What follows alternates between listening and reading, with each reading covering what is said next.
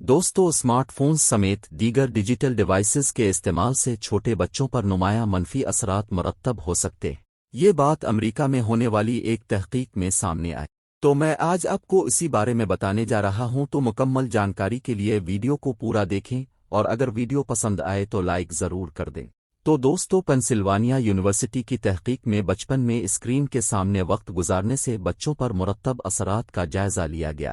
یہ اپنی طرز کی پہلی تحقیق ہے جس میں دریافت کیا گیا کہ اسمارٹ فونز دیگر اسکرینوں کے سامنے بہت زیادہ وقت گزارنے سے بچوں کی حصوے پر منفی اثرات مرتب ہوتے ہیں۔ دوستو، موجودہ عہد میں بچپن سے ہی بچے اسمارٹ فونز دیگر ڈیوائسز استعمال کرنے لگتے ہیں، بلکہ اکثر والدین ہی انہیں ایک جگہ محدود رکھنے کے لیے فون دے دیتے ہیں۔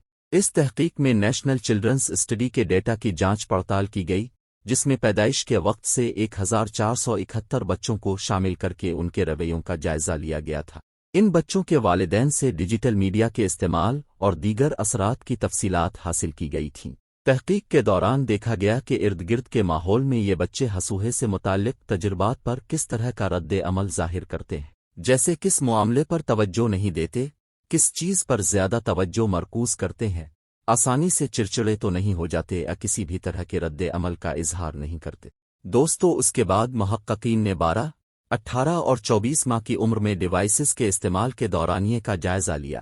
جب وہ بچے 12 ماہ کے ہوئے تو والدین سے پوچھا گیا کہ ان کے بچے ٹی وی یا دیگر اسکرینوں کو دیکھتے ہیں یا نہیں۔